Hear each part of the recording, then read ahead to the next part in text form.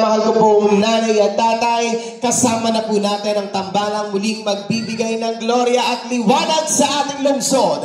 Palakpakan po natin, Vice Mayor Chi Atienza at Yorme Isko Moreno Damagoso.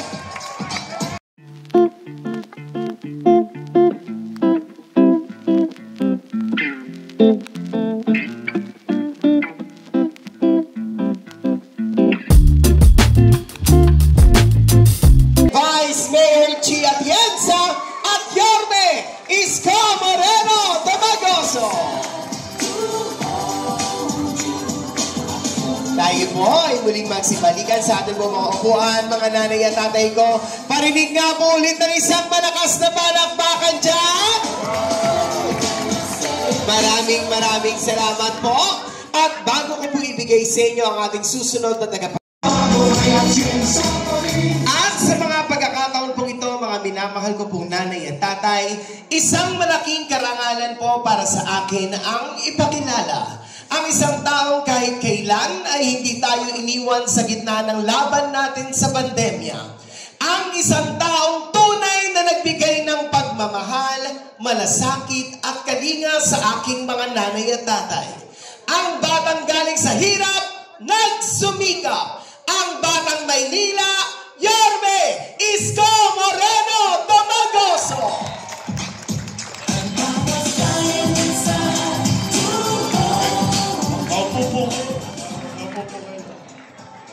Hi! Hello! Ano, gising pa ba kayo? Linggo ngayon, dapat nagpapahinga kayo eh. Tingnan nga natin kung gising pa. Tingnan natin, yun sa balcony. Naku, dyan po tambay si JTB. Noon nililigawan niya si Maylene para maka-first base. Kamusta kayo dyan sa likod? Hi! Hello! Pwede. Todit, sa wakali. Hi! Hello! May kalalagyan kayo. Mas malakas ka rito? Talaga? Hi! Hello! Kita-kita ko yung ngala-ngala. Wala na kasing ipin, diretso na agad ngala-ngala. I love you. Ako, maraming salamat po sa inyo, mga nanay ko, tatay ko, at tinugon ninyo ang aming panyaya. Bagamat una, linggo ngayon. Pangalawa, ang layo-layo nyo. Konti na lang, Quezon City na. Pangatlo, alam ko naman, marami kayong gawain sa bahay. Ngunit, minabuti nyong tugunan ang aming panyaya. Kaya maraming salamat sa inyo, mga nanay ko, mga tatay ko, mga lolo ko at lola ko. Pumanatag naman kayo. Opo, hindi namin kayo pauwiin ng konsumido. Opo, ang dami-dami ng problema ng taong bayan. Pati ba naman yung away ng mga politiko, problemahin pa ng taong bayan. Alam naman ng taong bayan, kapag maghahalalan, mga politiko, magkakaaway. Yung magkakapit bahay, kaaway.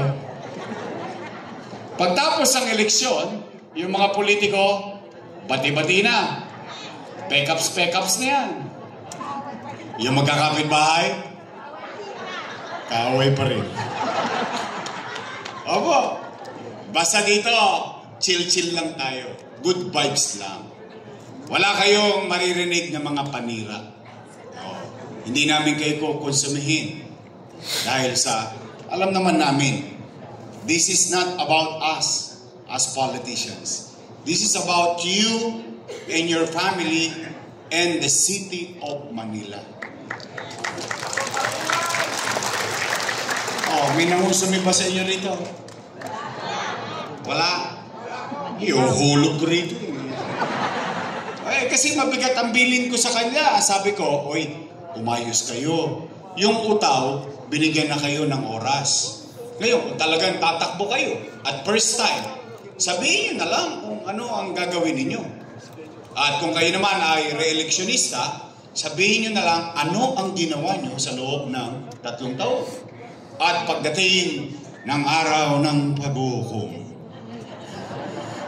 hayaan natin ang taong bayan ang magdesisyon. Kaya, pag may nangulit sa inyo rito, ihulog nyo na.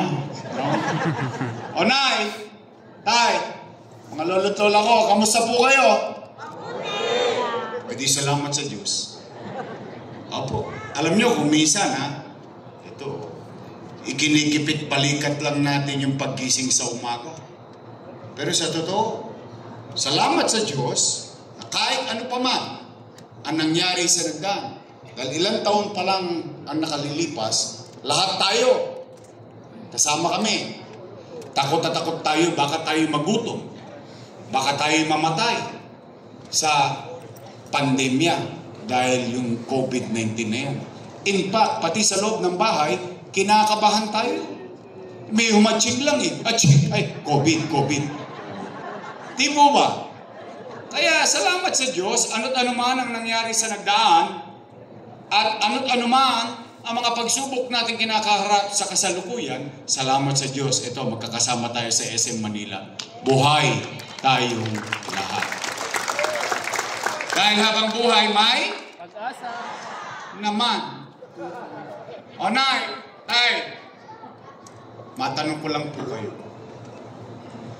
Bakit ba kayo naghahanap ng ibang mayor kung meron namang mayor na nakaupo?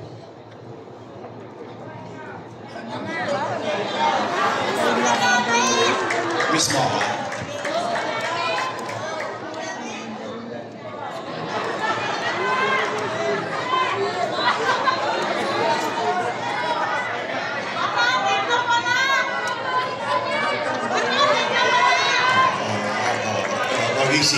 Easy. Puso nyo, nakadikit lang yan. Hindi, kaya ko naman yan naitanong. Siyempre, nangangamba din ako. Bakit? Dahil yung mga nangaupo, mga alaga ko po yan. Opo. For almost 20 years, inaruga ko yung mga yan. Bakit? Bilang pagtanaw ng utang na loob kay Danny Lacuna. Alam niyo yan. Hindi ko yan kinubli. Hindi ko yan tinanggi. At tayong mga Pilipino, isa sa itinatamos natin ng ilong, o pinagyayabang nating ugali na kakaiba sa buong mundo, tayong mga Pilipino ay marunong tumanaw ng at ang utang na loob ay walang katapusang bayaran. Tama po ba? Bilang pagtanaw ng utang na loob kay Boss Danny, inaruga ko yung kanyang mga anak. Tingnan natin kung totoo ba. Una, Philip Lacuna. Nakaupo? Nakaupo. Dennis Lacuna. Nakaupo? Lay Lacuna. Nakaupo? Asawa ni ate. Si ate. Ilan sila? Happy? Hindi masaya ako. Masaya ako na yung hindi napagtagumpayan ni Boss Danny sa tulong nating lahat na pagtagumpayan ng kanyang mga anak. Ngayon, kung sila ay naging mabisa at tinupad ang kanilang pangako sa taong bayan o hindi, hindi naman ako para mag-usga. Taong bayan ang mag-uusga niya. Tama po ba? Tingnan po ninyo, bilang pagtanaw ng utang na loob, maghanap kayo kahit isa lang na dumagoso sa City Hall. Bakit wala? Dahil inuna ko muna yung mga anak ni Boss Danny at isinantabi ko ang mga anak ko. Ngayon, Yorme, tatanaw ka pa ba ng utang na loob? Ang sagot ko, opo. Bakit? Pilipino ako Ganun talaga Why would I change for some shortcomings and misgivings of others? Bakit ko kailangan baguhin ang pagkatao ko dahil tumigas ang leeg ng ibang tao? Sila naman ang magdadala nun, hindi naman ako. Dahil nga, ang utang na loob ay walang katapusang pera. Kaya lamang, meron lang po akong pakiusap. Baka naman kung po pwede, sa ibang bagay na lang ako tumanaw ng utang na loob. Bakit? May utang na loob din naman ako sa taong bayan Kung wala ang Diyos at wala kayo, malamang wala rin naman ako sa kanilalagyan ko ngayon. Ngayon, masama naman ba na tugunan ko yung panawagan ng taong bayan? Yung taong bayan na sumisigaw na, bumalik ka na. Bumalik ka na. Bumalik ka na. Yung taong bayan sumisigaw na bumalik ka na, yung sinigawan niya, huwag ka na bumalik! Napanood nyo? Napanood ko din Nagulat ako Para bang inimpake yung damit ko at minalit at tinagi sa pintuan. Huwag ka nang bumalik! Tanong, bakit sila nagagalit? Bakit sila natatakot? Bakit sila nangangamba? Hindi naman nila pag-aari ang pwesto na yan. Pag-aari yan ng taong bayan. At kami ay empleyado lang ng mamamayan. At ang kontrata namin, 3 years. After 3 years, expired. Tapos babalik ka ulit sa taong bayan. Magpaparenew ka ng kontrata. At pag sinabi ng taong bayan, approve. Renew ka for another 3 years. In fact, as a matter of universal rule, ang leaders, hindi lang sa Pilipinas, sa buong mundo, ang leader, kapag naging mabisa sa kanyang tungkulin, sa kanyang nasasakupan, ipopromote pa siya ng taong bayan sa mataas na pwesto. Di po ba? Katulad ko, halimbawa, nag-umpisa ako yung 23 anyos. Konsihal, 9 years. Finish or not finish, pass your paper. Tapos, anong ginawa ninyo sa akin? District 1, 2, 3, at mga taga-District 4, 5, at 6. Ginawa ninyo akong Vice Mayor. Vice Mayor. 9 years. Finish or not finish, pass your paper. Tapos, ginawa ninyo akong Mayor.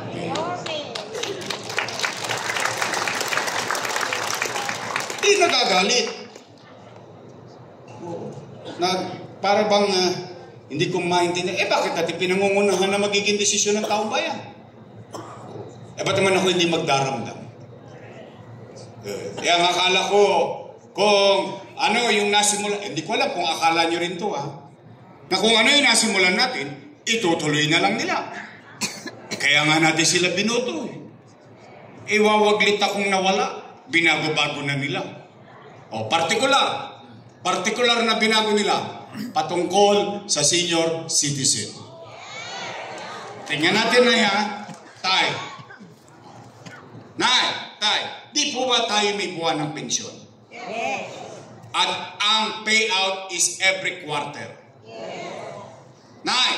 Tay, mga lolo't lola ko, totoo po ba na kapag wala ka sa araw ng payout, forfeited na yung pension mo? Yes. Mali yun. Alalahanin natin kung paano ko po siya sinimulan, kung paano ko siya inumpisan. Total, wala pa naman kayong Alzheimer's, no? Wala pa. Kasi yung iba dito yung parang inabot pa si Mayor Lacson. Sige, Villegas na lang. Tingnan natin Nay, sa hinaba-haba ng panahon ng pamumuhay nyo sa Maynila, for the first time, ang mga taga-Maynila bumoto ng batang mayor. First time. Kasi ang binoboto ng mga taga-Maynilang mayor, lagi yung konti na lang ang birthday. Totoo naman. Di po ba? But you gambled. You took the risk of electing a young mayor. At yung batang mayor na yun, nakapag-isip ng programa sa senior citizen na mayaman, middle class, mahirap, may sakit o wala, botante o hindi, lahat ng senior citizen may pensyon sa lungsod ng Maynila. Tama po ba?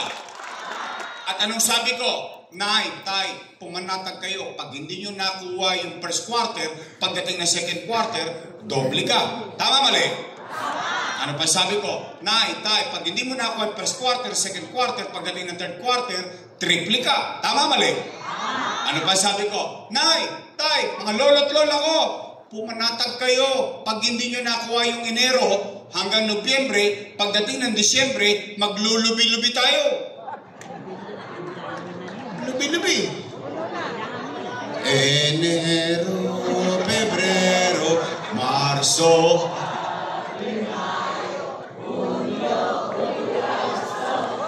September, Nobyembre, Disyembre, ganado kayo, ha? Anong ibig ko sabihin? Yung mga matatanda, panatag na panatag. Kahit hindi niya makuha ng buong taon, pagdating ng Disyembre, 6 na bulig ang matatanggap niya. Kung 2 sila senior sa bahay, 12,000. Kung 3 na sila senior sa bahay, 18,000. Wala siyang pangamba. Eh ngayon, ano ang nangyayari? Unang-una, hindi naman mahulaan ng matanda kung anong araw ng payout. Tama, mali? Eh siyempre, araw-araw nangangambay. Alam mo naman ng mga matatanda, malalapot ang dugo niyan. Maaga nagigising yan. O pagkagising niya sa takot, saan niya pupunta? Chairman, balita. Alawas panay. Sawi, uwi, tulog. Pagkagising sa umaga, sana naman pupunta yan. Uy, chairman, ano na? Lolo, wala pa. Eh mamalas-malas mo, yung matanda, tinawagan ng apo. Lola! Namimiss ka na namin, pasyalan mo naman kami sa Cavite. Lola! Namimiss ka namin, pasyalan mo na kami dito sa Bulacan. Yung pobre matanda, walang nagawa. Apo yung tumawag, nagbakasyon. 2 days after, balik ng pinya. Ano, chairman? Naku na'y nagkabigayan kahapon, wala ka.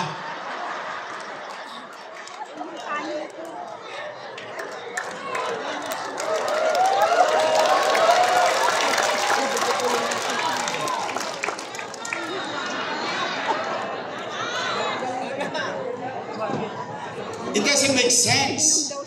Why change it? Bakit kailangan baguhin? 500 piso? Ipagdadamot mo pa sa matanda? O to real talk? Marami naman sa inyo dito may 500 eh. Totoo lang. Real talk. But it's not about the money. It is not how much. It's the act itself. Yun yung hinahabol ng mga matatanda. It is the program. May imagine mo sa hinaba-haba ng panahon, ang dami nagdaang mayor, ang tagal nyo na nagbabayad ng amila. For the first time, pantay-pantay ang tao, mayaman, middle class, mahirap, lahat umatanggap, ay, mahal pa pala ako ng gobyerno. Ay, may bilang pa pala ako. Ay, pinagmamalasakitan pa pala ako ng gobyerno. Yun yung, it's the act itself. In fact, yung iba sa inyo dito, pinagagalitan pa ng anak eh. Ako nakarinig, Inay, nako, huwag ka nang pumila dyan, ang init-init. 1.5 lang yan, baka may stroke ka pa. Ano sabi ng matanda? Ayoko ng pera mo, gusto ko kay Yorme. Itinatangos lang ng ilong na matanda yun eh. Sa totoo lang eh. 500 o real talk. Subukan nyo magka-500 dito sa SM, umuwi kayo dyan sa pinya. Hindi nakabot yan. Wala na halos sa... Yung porbecho, it's not about the material thing. It's about the act of the government giving value to our elders. That's the concept behind it. Tay, totoo ba? Totoo bang kapag hindi ka nagbutante, tanggal ka na rin sa pensyon? Mali na naman yun. Uulitin ko ha, Kung paano natin ginawa yan? Ano sabi ko? Mayaman, middle class, mahirap, may sakit o wala, botante o hindi. Bakit ko inisip isama yung botante o hindi? Kasi malayo pa, inabatan ko na. Nangalin, ang matanda, patuloy na tatanda at magkakasakit. Mano pa, 6 na taon nang may sakit. Nakahirati sa karamdaman. Di 2 eleksyon nang hindi nakaboto. Tama mali? Di tanggal na sa listahan ng botante. Tama mali? Pero buhay pa. Humihinga pa. Tao pa. Mamamayan pa ng lungsod ng Maynila dahil walang pakinabang sa boto, walang pensyon. Wow! Lupit nyo, ting. Tatanda din sila. Una-una lang yan. Mauna na sila. Hindi kaya ako nga pinagpantay-pantay para hindi na magkasakitan ng loob eh. Mayaman, middle class. Ibig sabihin, mano pa, ikaw dati 2 kayo, mag-asawa. Biglang nagkasakit yung asawa mo, pero buhay pa, pero dati tumatanggap. Pero mo bibigyan ko isa para sumama ang loob ng isa. Mali naman yata yun. Hindi naman yata makatwiran yun. I don't have to be right all the time. Only God is always right. But you have to be just. Kailangan mo maging makatwiran sa paggawa ng programa ng gobyerno. O nay, tay, totoo ba yung sinabi nila kanina, wala na raw yung gatas ng Ensure? Wala na? Totoo ba ang pinalitan ng stick-o? Nako, galit talaga sa inyo. Pinainom ko kayo ng gatas para lumakas kayo, binigay sa inyo, diabetes. Nay, tay, totoo ba wala na rin yung brown rice sa black rice? Talaga ba? Baka chinacharot nyo lang ako, ha?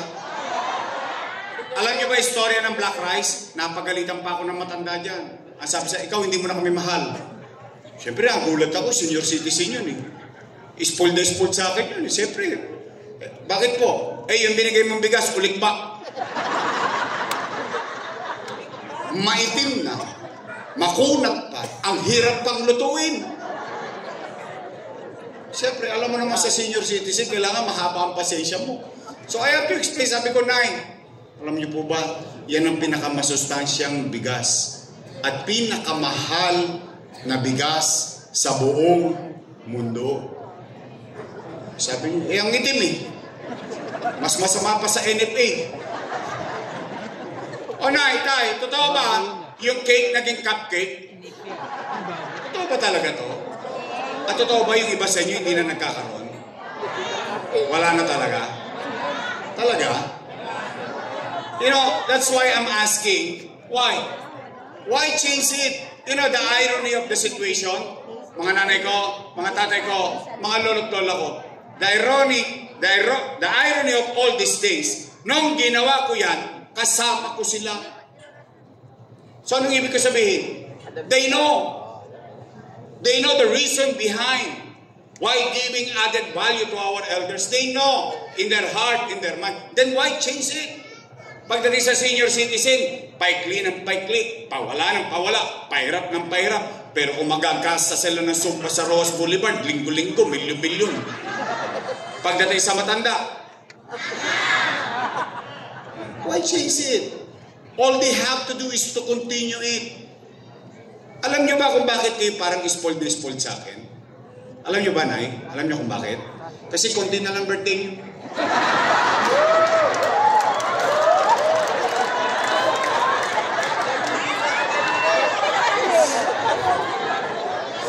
Parang namutla kayo. Bakit pagka-usapang birthday kinakabahan kayo lahat? Huwag kayo mag-alala doon. Una-una lang yan. Lahat tayo dyan pupunta. But kidding aside, you know, the logic behind it is, alam mo yung bata ka, sa loob ka ng bahay, yung mabigyan mo lang ng ngiti, yung matanda, yung maiparamdam mo sa kanya yung pagmamahal, yung pagmamalasakit sa kanya. Yun ang konsepto noon. Kaya tama si Chichi. Sabi ni Chichi kanina, nung bata kami, malalambot ang buto namin. Inalagaan nyo kami. Matitigas ang buto nyo. Ngayon, marurupok na buto nyo. Kami naman ang matigas ang buto. Mano ba namang alagaan namin kayo?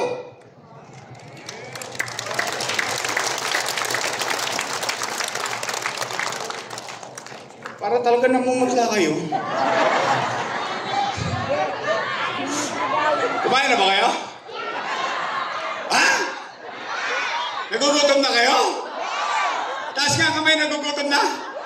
Gutom na kayo? Oh, huwag kayo mag-alala. Lilipas din yan.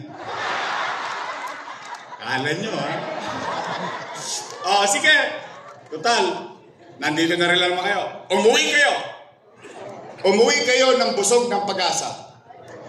Sa pag-asa man lang mabusog kayo ngayong araw na ito. At sabihin nyo sa inyong mga anak, sa inyong mga lahi, may awa ang Diyos. Sa tulong ninyo, nakabalik tayo. Ibabalik ko ang lahat ng nawala sa senior citizen. Total, nasa SM tayo. Lambingin natin si JTV. Baka naman. Sabay-sabay nga tayo. JTV! Baka naman. Paramdam ka naman dyan. Paglabas si JTV, ilawod. Oh, Nay! Tay! Totoo ba na kapag magpapacheck up ka sa health center, kailangan mo pa ng online schedule? Wow! Sosyal. Ano, St. Luke's? Does it make sense? Again, I have to give credit where it's due. Noong panahon ko, at hindi ko pwedeng akuin na nung panahon ko lang, pati panahon ng sinundan ko, si Erap, si Alfredo Lim, si Lito Atienza, si Mel Lopez, si Bagatching, si Villegas, si Lacson, lahat ang nagdaang mayor sa lungsod ng Maynila, magpasanggang akin ng taong bayan kapag pupunta sa health center, 1-2. 1-2 sawa. Anytime gusto mo magpa-check up, pupunta ka sa health center. Anytime may dala kang reseta, ipagbabaka sakali mo saan? Health center. Ngayon, naka-online schedule pa. Wow! Nay, tay, real talk. Diyan yung mahalata ng leader, hindi niya naiintindihan ang katayuan ng kanyang mamamayan. Paano ko po nasabi yun? O tingnan natin. Sakyan natin yung gusto nila. Online, schedule. Una, anong kailangan mo sa online schedule? Cellphone. Libre ba cellphone? Tosgas ka. Pangalawa, anong kailangan mo? Load. Load. Libre ba load? Tosgas ka. Pangatlo, pinakamalupit. Hindi ka marunong mag-online.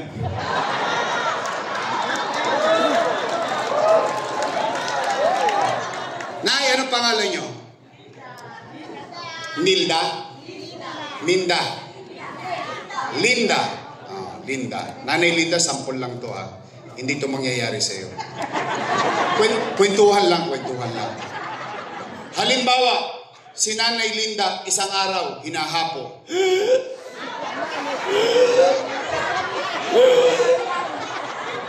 Apo, dalhin mo nga ako sa health center, magpapacheck up ako.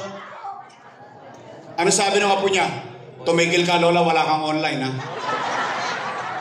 Ano nangyari kay Nanay Linda?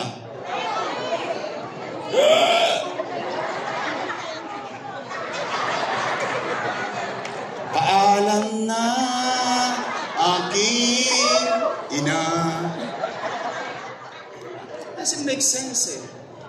Why chase it? Hirap sa buhay. I'll give you the worst example. I'll give you a worst situation. Basic but worst situation. Pero mo magpapabipig ka lang, kailangan mo pa magpa-online schedule. I mean, let's be logical about our situation.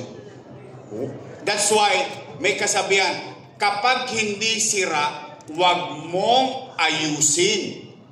Ibig sabihin, pag gumagana, epektibo, hindi mo lang ipagpapatuloy, palalawakin mo pa. Yun ang uri ng tamang paggogobyerno. Ngayon, online, schedule. O sige, Nay, matapos itong usapan to. May awa ang Diyos. Sa tulong nyo, nakabalik tayo. Una kong ibabalik yung bakuna laban sa pneumonia. Pangalawa, yung laban sa flu. Naalala niyo yung nagpapakuna ko dati? Ibabalik ko ang vitamin C sa matanda at vitamin C sa bata. Ibabalik ko ang metformin at losartan. Ibabalik ko yung vitamins, iron, and calcium. Bakit? Very particular po yung vitamina na yan sa inang nagbubuntis. Dahil kailangan niya ng nanay. At ibabalik ko, mukhang wala na rin to ha. Naalala niyo nung mga bata tayo, binabakunahan tayo sa health center. Yung BGC, naalala niyo nung araw? BCG ba yun? BCG? Mukhang nawala na rin yata ngayon yun. At ibabalik ko ang magaang, madaling maunawaan, at accessible na health center sa lungsod ng Maynila. Pangatlo, at kayo ang sasagot nito. Wala tayong siraan. Pag sa akin nang galing to, bias. Bakit? Kalaban ako sa politika eh. Wala naman ako sasabing katinuan doon sa kabila eh. Tama po ba? Pero ako'y may napapansin. Hindi ko alam kung napapansin nyo din. Kaya may ginang kayo ang sumagot.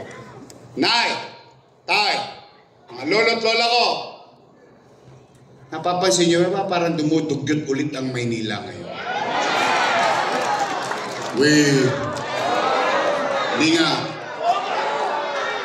Diba?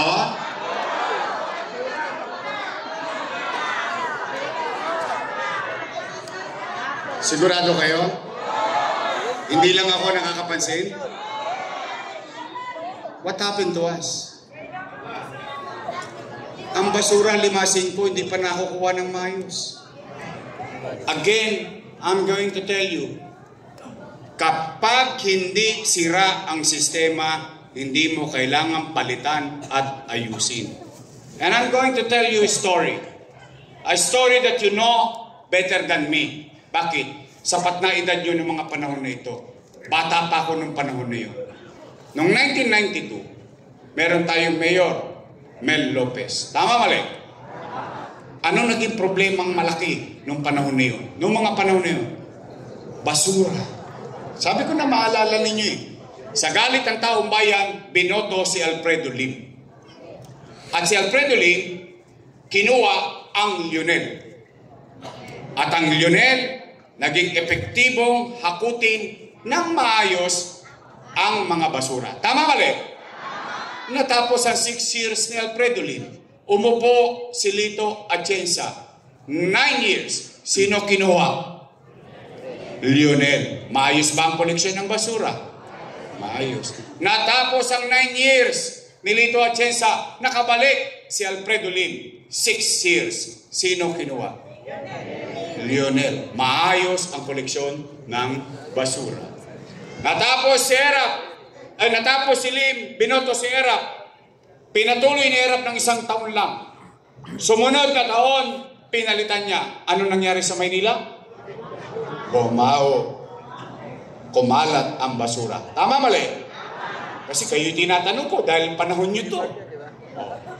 Manalo akong mayor. Binoto ninyo ako. Ano ang binalik ko? Lionel. Umayos ba ulit ang koleksyon ng basura? Tinuloy ni ate. Maayos pa rin. Ba't niya pinalitan ng December 31?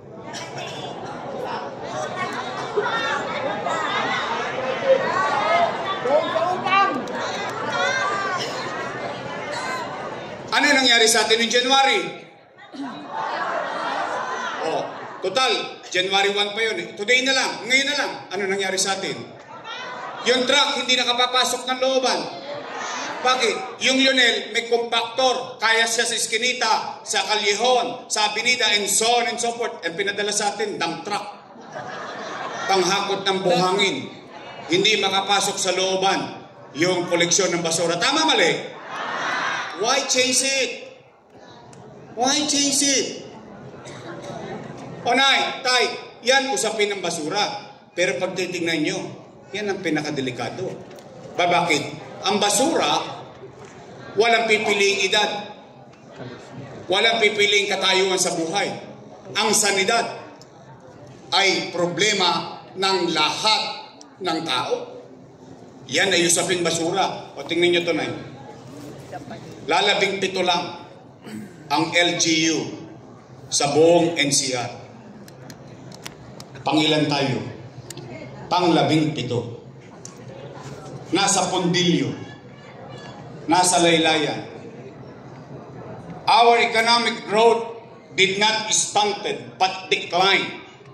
Remember, nung binoto ninyo ako na mayor, we are number 16. Before I left, we became number 3. Hindi natin maungusan ang Quezon City. Hindi natin maungusan ang Makati sa economic growth. Why? Geographically, malaki ang Quezon City. Ang Makati is the business hub of the country. But we became number 3 from 16. Now we're back to number 17. Sino may sabi? Si Yorme? Hindi. Philippine Statistics Authority. Tinalo pa tayo ng Pateros. Tingnan niyo yung Pateros. Anong tinda dyan? Balot, Penoy, itlog. Alam niyo kung gaano kalaki ang Pateros? Baka mas malaki pa sa Piña Santol Subdivision. Alam niyo kung gaano kaliit ang Pateros? Pakaliit ang Tingnan niyo kung nasaan sila. Tayo, Kapitolyo ng bansa. O dito, sa economic growth, tayo kulelat. O, dito naman, number 1 tayo. Sa krimen.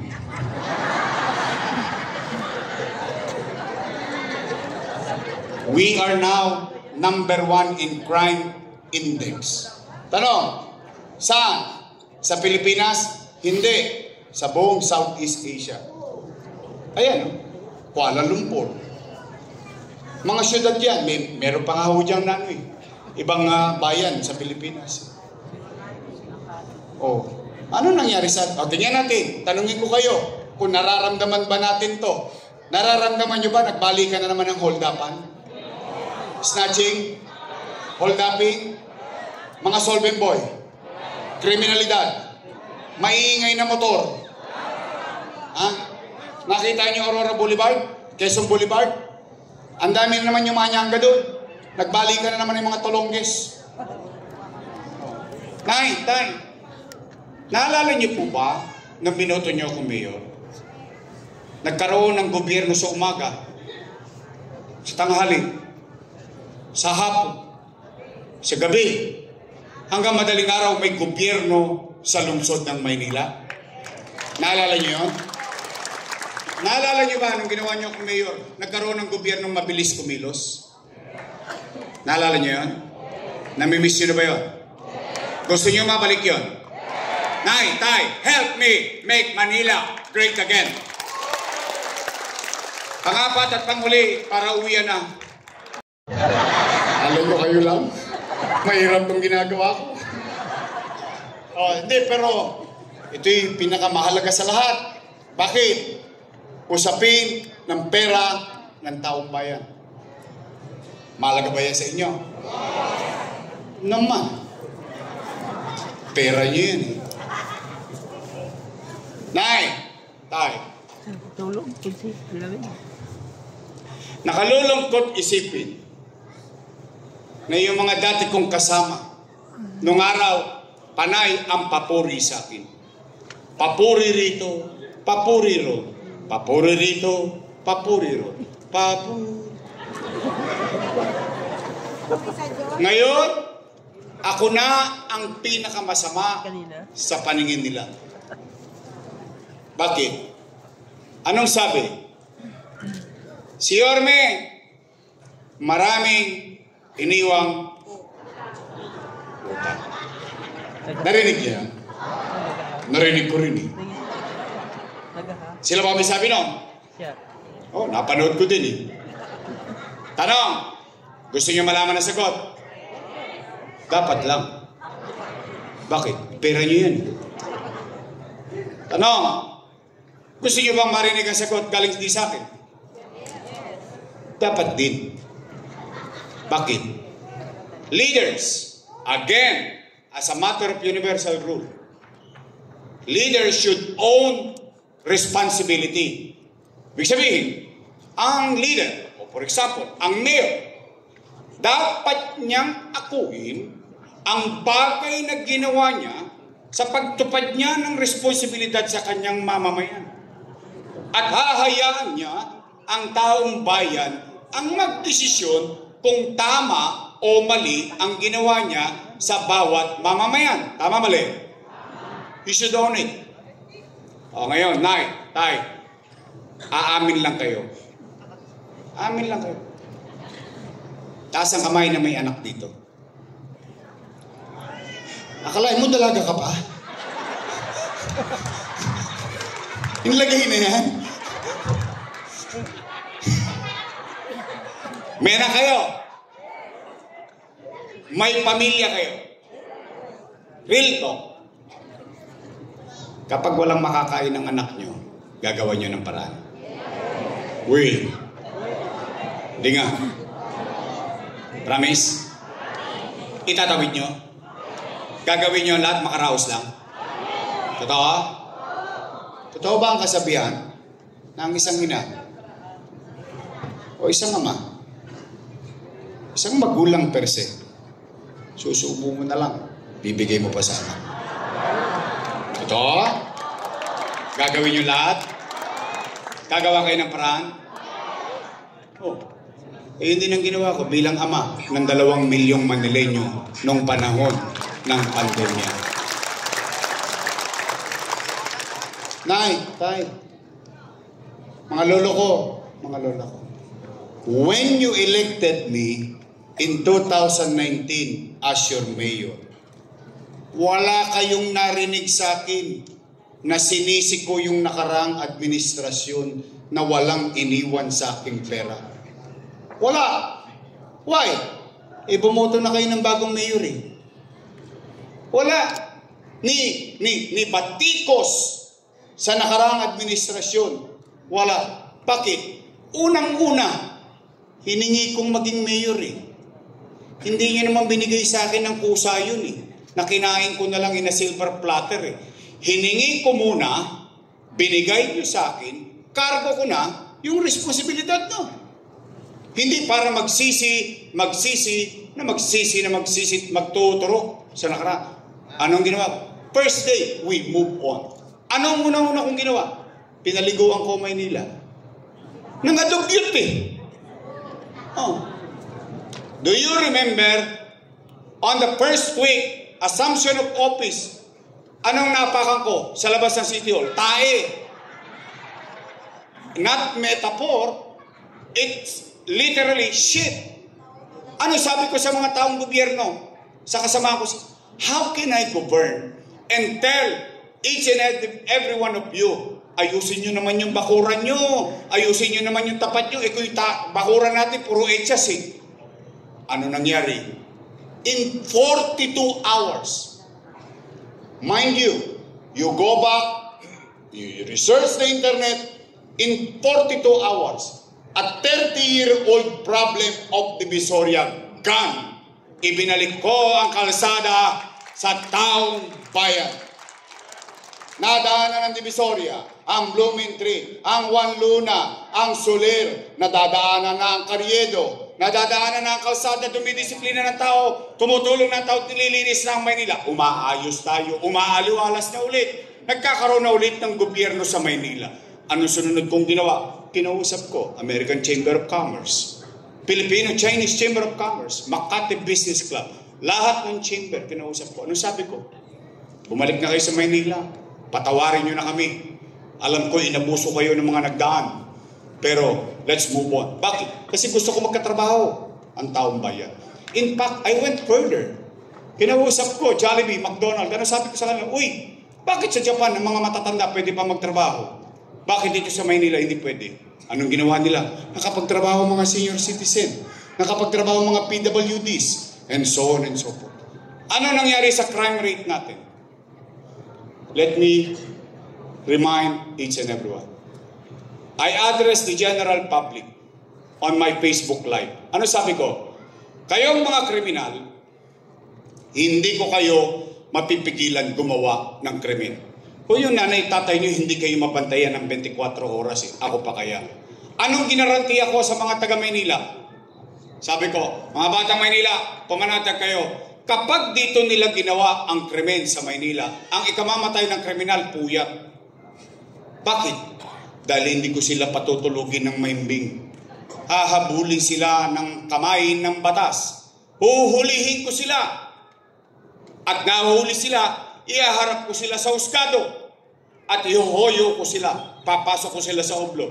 Bakit ganun ang naging approach ko? Bakit?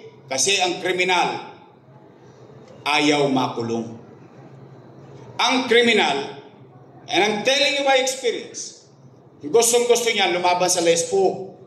Pag lumaban niya sa lespo, napatay niya yung pulis, may balbon siya sa dibdib. Pero pag siya naman napatay ng pulis, tapos na paghihirap niya sa mundong ibabaw. Pero bakit ayaw na makulong? Ba't ayaw nila nung approach ko? Kasi sa loob ng kulungan, merong bakokang, galis aso, lisa, tulo, luga, alipunga, at para silang namumuhay ng sardinas. Ibig sabihin, sa hoyo o sa oblo, para na silang nabubuhay sa impyerno. Kaya ayaw na ayaw makulong ng mga kriminal. Anong naging epekto? Nag-alisan sila sa Maynila. Bakit? Iuhoyo ko sila. Bakit ko alam yun? I grew up with them Lumaki akong kasama sila Kaya alam ko yung weakness nila. Ano naging epekto? Our crime rate did not slide. It died. Virtually, nobody wanted to commit a crime in the city of Manila. Naglipatan. Tumawid doon sa boundary nyo. Hindi ko naman sila mahuli doon. Ibang syudad ngayon. Umangat na tayo. Lumilinis na tayo. Umabalik na ang negosyo. Naghahanap buhay na tayo. Boom, nabundol tayo. Nagkapandemya. Mahulaan ko ba magkakapandemya? Anong epekto ng pandemya? Wasak ang ekonomiya. Ng Maynila? Hindi. Ng Pilipinas? Hindi. Ng buong? Walang ekonomiya. Walang hanap buhay. Walang hanap buhay. Walang trabaho. Walang trabaho. Walang pizza. Walang pizza. Walang chicha. Tama mali? Anong ginawa ko? You can check. 3 months. Hindi ako umuwi ng bahay. Sa City Hall ako natutulog. Bakit? Nabuburyong na ako. Paano ko iraraos at gagawa ng paraan 2 milyong bibig na umaasa sa kanyang pamahalaan? Anong sinabi ko? Kasi sa Quezon City nun, binabasag na yung 7-Eleven. Sinusugod na ng taong bayan. Gutom. Walang trabaho. Walang pera. Nangangamba ko baka mangyari yun sa Maynila. Anong sinabi ko? And I went to Facebook Live. Ano sabi ko? Mga batang Maynila, mga nanay ko, mga tatay ko, pumanatag kayo. Huwag kayong mag-alala. Pag wala na akong maibebenta, nakita nyo tong relo na ito, ipatata sa kutok ng tambunting. Sinabi ko yun. Metaphorically. Why? I'll do my best. Ano naging epekto? Yung iba, wala na akong testigo Pero, kayo na mga nangabuhay dito, kayo, at least, kaya natin sabihin, noong panahon ng pandemya, dito sa Maynila, walang nagutom sa lungsod ng Maynila. Buwan-buwan, may food box. Mayaman, middle class, mahirap. Per family, not household. Kasi sa bahay minsan, 2 pamilya, 3 pamilya, per family. Buwan-buwan. Pansinin ninyo, bakit sa Maynila naka-food box? Yung mayayaman syudad, naka-cellophane. Bakit? Inabatan ko Bago pa dumating yung masamang epekto sa kabuhayan ng tao, hinanda ko na. Buwan-buwan, for the next 8 months ng buhay natin noong panahon ng pandemya. Hindi pa nga nauubos yung food box, dumarating na naman yung food box. Tama mali? 9, Thai, India, nagkakaubusan ng oxygen. Pilipinas, nagkakaubusan ng oxygen. Ang Maynila, tangke-tangkeng oxygen sa Santa Ana Hospital naka-store para sa mga COVID patient natin. Nay, tay, siyasatin ninyo, mabigat itong claim ko. Dito nagtampo sa akin ng Metro Manila Mayor and all other mayors. Why? Tanging syudad lang ng Maynila ang nakabili ng sarili niyang bakuna laban sa COVID-19 for 500,000 doses. Tayo lang. Hindi nakabili iba. Mas mayaman sila. Kaya lang, mas maabilidad tayo. Bakit? Kasi gusto ko agad kayong bakunahan eh. O kaya nga, di ba tayo nagbabakunahan saan? Sa barangay, cell center, sa mall, sa eskwelahan, pati 24 oras sa Roas Boulevard, sa Cartilla, nagbabakunahan tayo. Nay, tayo lang, may Remdesivir, Tocilizumab, Molnupiravir, daang-daang libo ang halaga ng bawat isang gamot. Mabuhay lang ang isang COVID patient sa taga Maynila.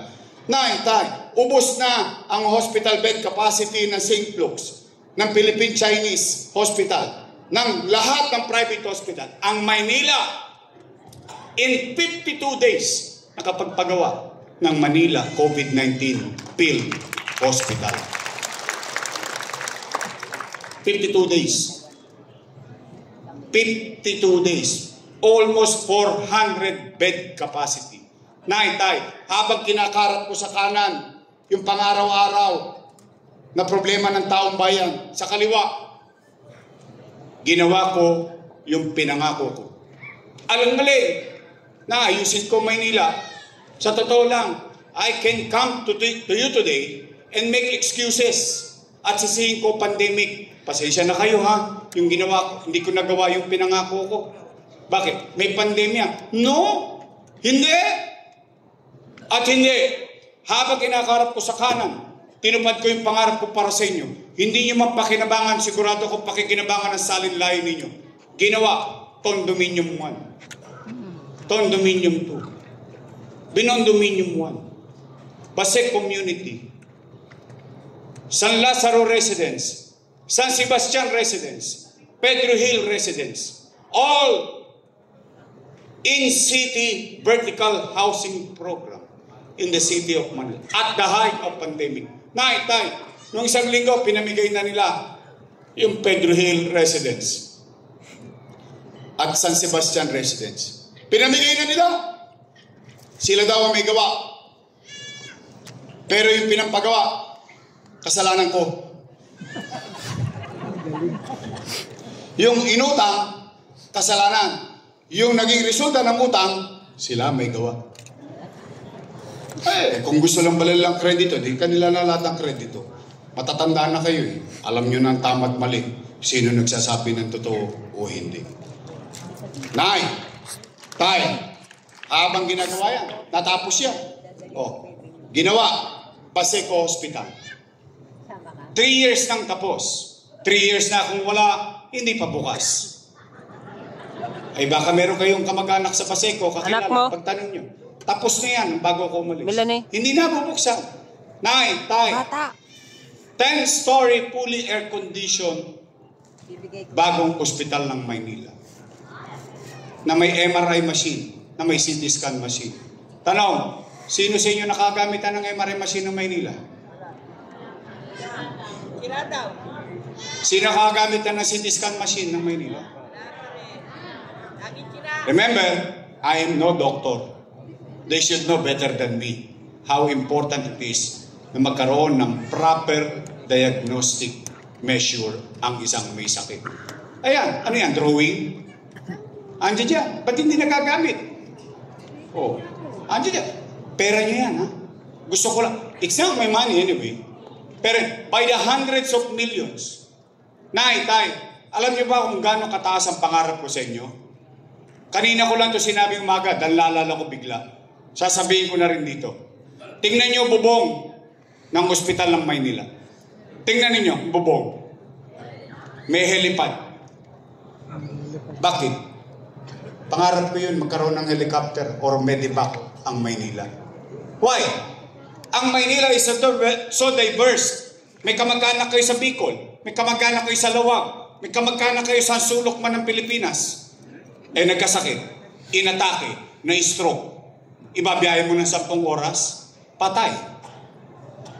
Kaya gusto ko sana. Pero kinancel ko. Bakit? Nagka-pandemya. But I'm just telling you where my dreams and aspiration for the people of Manila with regard to healthcare system ng ating lungsod. Tay, Manila Science High School, 10-story fully air-conditioned public school. Rosario Almario Elementary School, 10-story fully air-conditioned. Albert Elementary School, 10-story fully air-conditioned public school. Magsaysay, nangangalahati na yan nung umalis ako. 3 years na hanggang ngayon, hindi pa tapos. Tanong, Yorme, saan ka kumuha ng pera? Umipot ako ng ginto. Yorme, kanino ka ba nangutang? Sa gobyerno. Labo mo naman kausap, Yorme. Amerika nangutang, panahon ng pandemya. Pilipinas nangutang, panahon ng pandemya.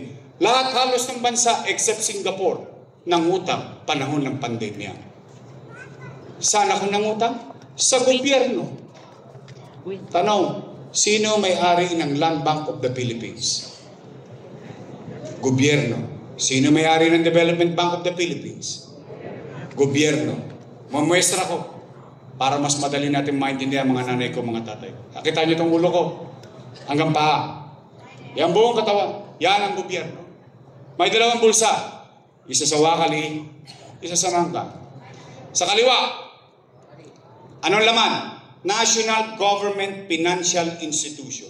Ano na sa loob? Land Bank of the Philippines. Development Bank of the Philippines. Ang daming pera. Bangko ng gobyerno, pag-aari ng taong bayan. Sa kanan, City of Manila. Alaws. Literal. Ano ang ginawa ng ama ng Maynila? Tumukot sa kaliwa. Ilipat sa kanan para makaraos ang batang Maynila. Ano? Sino nagpalitan ng pera? Gobyerno at gobyerno. Sino ang nakinabang sa pera? Ayun daw ay mali. Mali daw yun. Mali daw yun. O sige, kung yun ay mali, edi mali din sila. Bakit? Kasama ko silang gumawa nun eh. Sino bang vice mayor nun? Siya. Mali pala eh. Ba't yung inaprubahan? Mali pala. Why did you authorize me? Mali pala eh. Bakit nyo niratifika? Why did you ratify it? Pero nung bigayan ng food box, padamba-damba pa sa food box eh. Ngayon lahat yun, mali. Wow. Ang tanong ko, bakit ngayon lang nila naalala may utang? 2022 pa ako wala dyan. Wow. Ang ganda ng timing. Ako naman. Ako lagi nakikipagkwentas klaras naman sa inyo. O yan, nay, tay, mga lolo lang. Kung yan ang mali, at least, kung yan ang mali, di pako nyo ako sa krus. Pero isa lang masasabi ko. Makapaglalakad ako sa Aurora Boulevard, sa Piña, sa Mangga, sa Santol, sa Bataan, sa Mang Iskinita, sa buong Sampalo. Isa lang masasabi ko. Salamat sa Diyos. Ito tayo lagi yung nakaraos tayo nung pandemya. Taas ang kamay na walang utang. Walang nagtaas. Kasi ganun talaga maging ama eh. Ganun maging ina eh. Ganun maging magulang. Gagawin mo ang lahat, may raos lang ang mga mahal mo sa buhay. Tama mali? Tayo. Meron lang akong pakisuyo. Pwede ba ako makisuyo sa inyo? Kasi malamang sa inyo, patatawag din kayo nun. Puntahan ninyo. Meron lang ako ipasasabi. May pasasabi lang naman ako. Pwede ba? Pag pinatawag na kayo, sinabi, utang, utang, utang, utang. Pwede ba? Makisuyo naman, pasabi nyo naman. Ay, may pinasasabi si Yorme. Magsilayas na raw kayo dyan, siya na lang magbabayad ng utang. Pwede? Promise? Gagawin niyo yan? O sige. O ngayon, ito na ang pinakamahalagang tanong sa araw na ito. Ito na. After everything said and done by me, no matter what, lahat ng ginawa ko niya, sabi ko na. Ngayon ko yung matatanong, mga nanay tatay ko, gusto niyo pa ba akong bumalik? Sigurado kayo sa akin? Eh, mali daw ako eh. Sigurado kayo? Di nga. Bakit sinacharot nyo lang ako, ha? Promise? Taas nga ang kamay ng gusto ko bumalik. Huli! Talaga? Promise? Text man? Mamatay man sila? Biro lang. Eh, ayoko kayo madisgrasya. Kayo kausap ko eh. Nagkangtagutom-gutom tayo rito eh. O sige. O nay, tay. Papalik na tayo. Pwede ba mag-request ng isa? Isa lang. Yung kanina pakisuyo ko, pasabi lang yun eh. Pero itong isang to, importante to. These are the things that I always try to be fair with people and be logical with the conversation. Ang ibig ko sabihin, lagi ko sinasabi sa tao, ito gagawin mo. Ikaw yung obligasyon mo yan, mamamayan. Ito gagawin ko, ito yung obligasyon ko bilang taong gobyerno. Laging kwentas klaras ba? Meron akong kailangan, mga nanay tatay ko. Kaya pwede ba mag-isang request? Kasi pakiramdam ko. Hindi po ito factual ha. Don't take it as a fact. Assessment ko lang to. In my humble experience for 27 years. Yes, 27 years ang experience ko sa gobyerno. Ang pakiramdam ko lang, wasak na yung gobyerno ng Maynila. Pakiramdam ko lang, assessment ko lang. Bakit ko na-assess ng ganun? Eh yung basura nga, hindi nyo mahakot na maayos eh. Gobyerno pa kaya. Tama ba? May sense? Now, gusto nyo ba makarecover tayo ulit na mabilis, katulad ng dati? Gusto nyo ba magkaroon ulit ng mabilis sa gobyerno? Kailangan ko ng kasama. Huwag nyo ako bigyan ng kontrapelo. Bakit? Kukontra lang yun dahil sa politika eh. Amo-amo. Gano'n lang yun. Nay, tay, pwede ba mag-request? Isa lang, straight.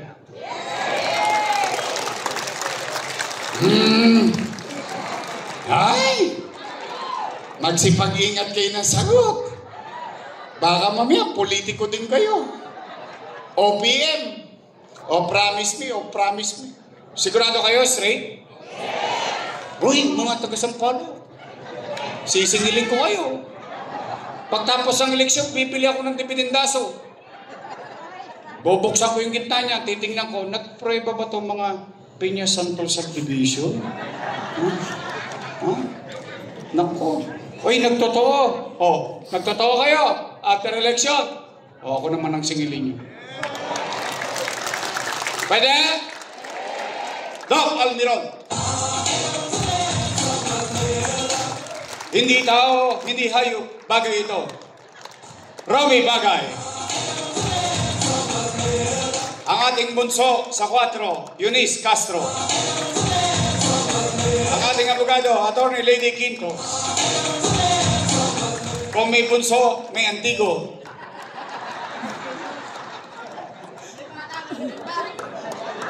Veterano eh. Rino Tolentino. Upo na kayo. Okay na yan. Ha? Meron ba? Sino? Sino?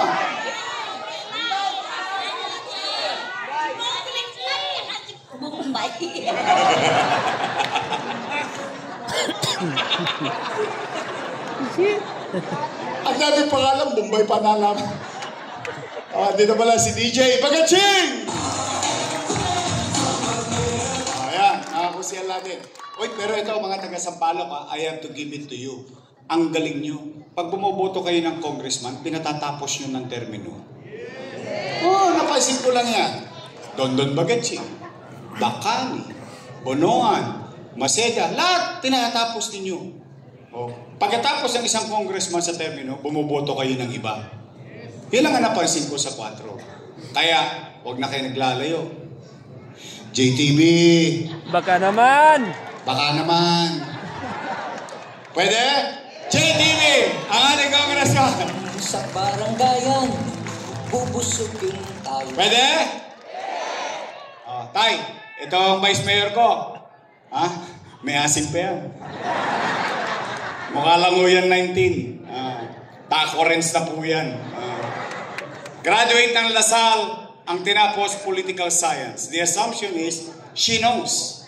She knows how to be presiding officer. Because inaral mo yun eh. Oh. Siya graduate ng Lasal. Daig ko po yan.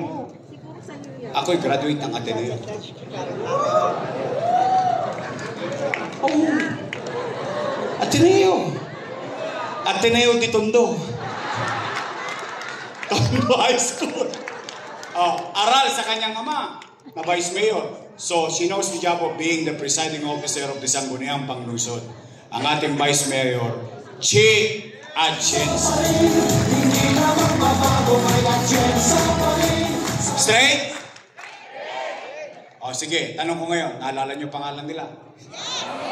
Baka makakalimutan niyo, 99 days pa yan. Simple na lang natin yung araw ng pagguho. Pagdating ng takdang panahon, 2 grupo lang ang pagpipilian niyo. Opo, 2 lang. Unang grupo, Your Miss Choice. Matamis. Kabilang grupo, Ladies' Choice.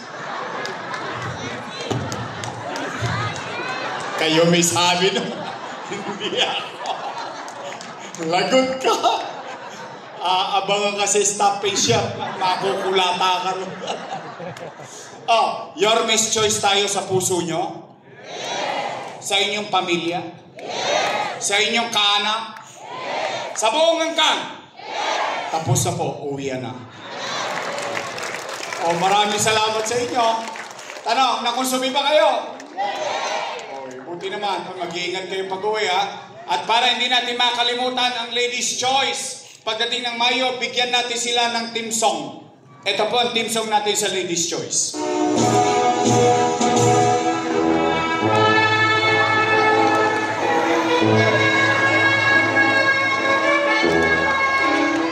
Pag-graduate na natin sila lahat. Promise? Your Miss Choice is straight? Maraming salamat po. Mag-ingat kayo sa pag-uwi at pagpalain nawa kayo ng Poong May Kapal. Manila! God first. Thank you.